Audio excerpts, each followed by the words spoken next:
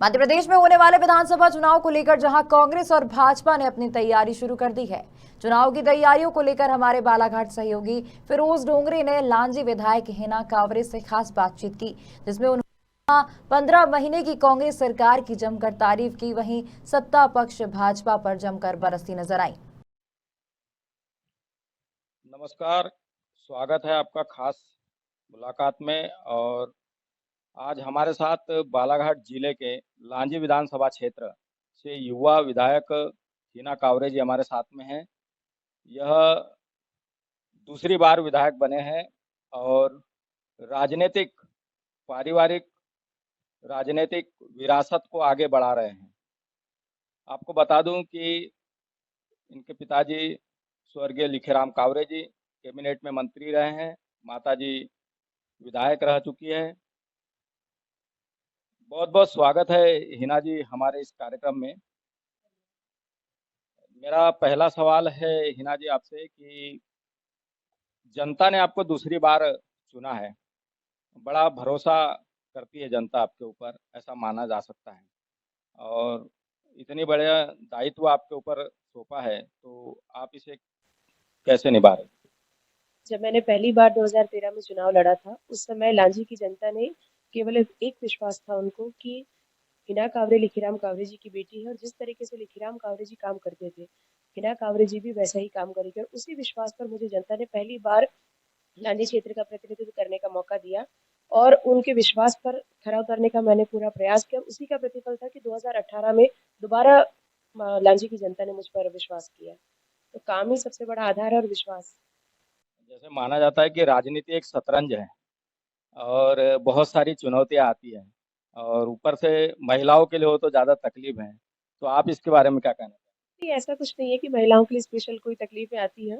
बाकी आप जिस भी फील्ड में काम करते हैं, सबको अपनी-अपनी फील्ड की अलग-अलग चुनौतियाँ रहती हैं। तो राजनीति में भी आप जिस भावनाओं से निकले हैं, सेवा भावना से, विकास की सोच के साथ, तो मुझे नहीं लगता कि मतलब ऐसी कोई दिक्कत सामने आती है कि जिसका कोई समाधान ना हो। मुसीबतें तो सभी क्षेत्र में आती हैं। तो मुझे ऐसे पर्टिकुलर नहीं लगता कि बहुत ज़्यादा मतलब तकलीफदायक राजनीति होती है। जैसे हाल ही में अभी अनुभा मुंजारे जी कांग्रेस ज्वाइन की है, तो सूत्रों द्वारा खबर चल रही है कि भाई आपके जो पुराने दावेदार थे कुछ टिकट को लेकर नाराज है, कहाँ तक सच है? देखिए, मैं आपको बता दूँ कि आप सभी जानते हैं कि जब कोई व्यक्ति पार्टी में रहकर मेहनत करता है, तो उनकी दिली इच्छा होती है कि हमने इतने दिनों से मेहनत किया है, तो आने वाले समय में हमको अवसर मिलना चाहिए। तो ये तो सबकी दिली इच्छा होती है और इसमें कोई बुराई भी नहीं है। लेकिन जब हम देख रहे हैं कि सब कुछ सामने चुनाव है और उस चुनाव में सामने से हमको कैसे निपटना है, इसकी तैयारी करने के लिए कई बार पार्टी को अलग से निर्णय करने पड़ते हैं और अनुभा जी उसी निर्णय का प्रतिफल है।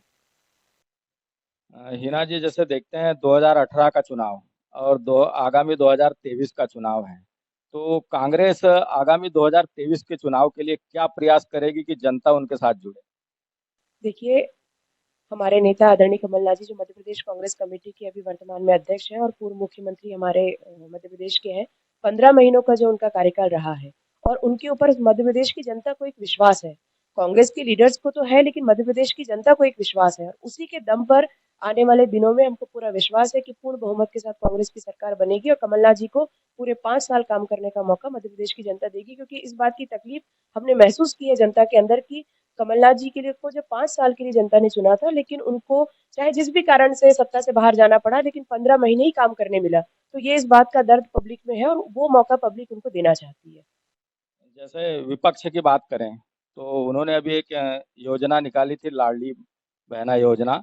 और आपके जो प्रदेश अध्यक्ष है कमलनाथ जी, उनके द्वारा भी एक योजना निकाली गई है जो कि सरकार बनने पर लागू की जाएगी, नारी सम्मान योजना। तो दोनों एक दूसरे के प्रतिकूल क्या? देखिए, बात मैंने कहा कि विश्वास की है। कमलनाथ जी ने जो कहा वो किया। कम समय उनको काम करने मिला लेकिन उन्होंने अपने घोषणा पत्र में जो बातें शामिल करी थी, शुरू दिन से उन्होंने उस चीज़ों को पूरा करने का काम कर दिया। और मध्य प्रदेश में शिवराज जी की सरकार को 18 साल को पूरे हो चुके हैं।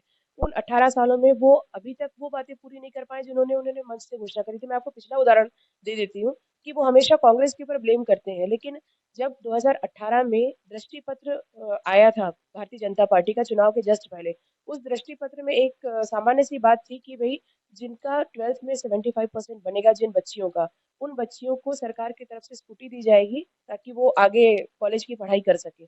लेकिन आज आप देख लीजिए कि चुनाव आ गया 2023 का, अभी तक उनके दृष्टि पत्र पर कोई अमल नहीं हुआ है। तो ये विश्वास की बात है। और कमलनाथ जी की जहाँ तक बात है तो भई हम चुनाव लड़ने मैदान में आए हैं। यदि शिवराज जी को ये लगता है कि हम इस तरह का लॉलीपॉप देकर जो है वो महिलाओं का वोट पाने का काम करेंगे, तो निश्चित रूप से उनके काउंटर के रूप में कमलनाथ जी ने एक योजना लाए हैं। और कमलनाथ जी के ऊपर चूँकि लोगों को भरोसा है, उनको पता है कि जिस दिन ये बनेंगे उस दिन ये सारी योजना शब्दशः लागू होगी। इसलिए मैं कह सकती हूँ कि ये उनकी महिलाओं के प्रति जो एक सोच है कमलनाथ जी की, उनको उन्होंने मूर्त रूप देने का काम किया है। जैसे बालाघाट जिले की बात करें तो बालाघाट जिले की राजनीति को लेकर आप क्या कहना चाहेंगे? देखिए, बालाघाट जिले की जनता बहुत समझदार है। आज आप उठाकर देख लीजिए कि मध्य प्रदेश में बालाघाट जिला एक ऐसा जिला है, जो कि एक तो लिंगानुपात में सबसे महिलाओं का अनुपात ज़्यादा है यहाँ पर। और ऐसी स्थिति में यहाँ शिक्षा का स्तर भी बहुत सारी जितनी शासकीय योजनाएँ हैं, उन सब का इम्प्लीमेंटेशन बहुत अच्छा होता है हमारे जिले में।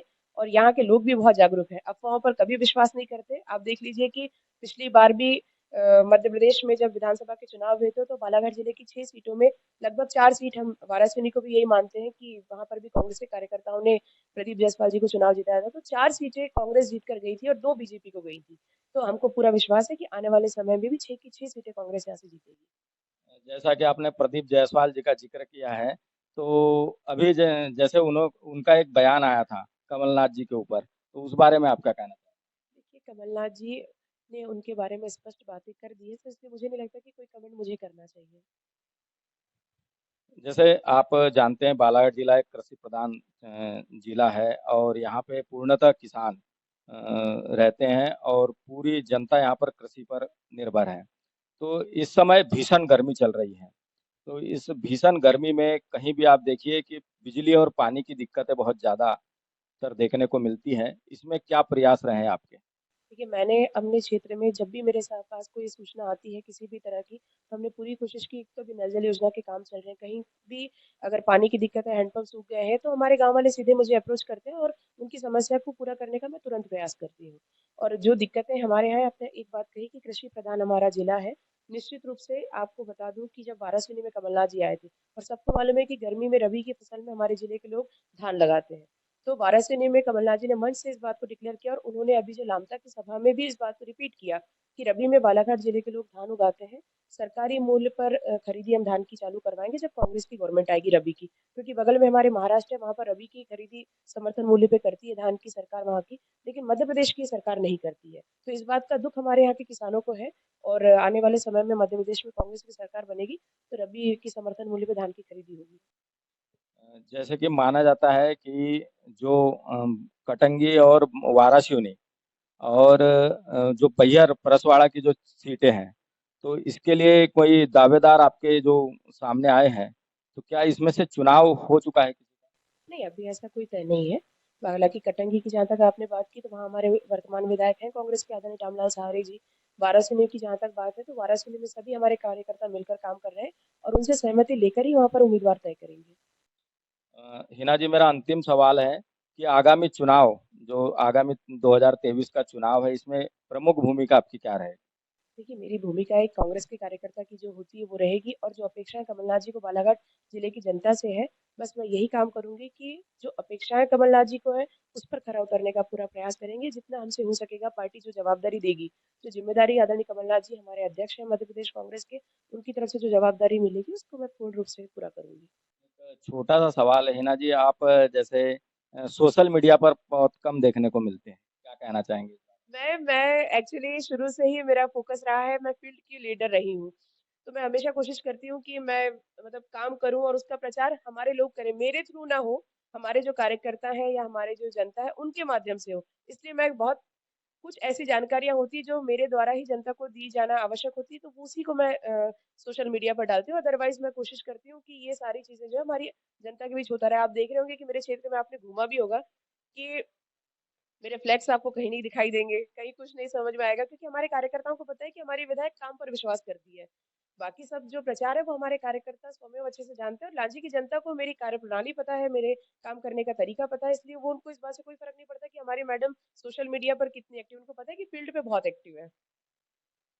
तो ये थे हमारे साथ में हिना कावरे जी, जो कि लांजी से विधायक हैं और बहुत ही उम्दा सवालों के जवाब इन्होंने दिए हैं। बहुत बहुत शुक्रिया हिना जी हमारे साथ जुड़ने के लिए।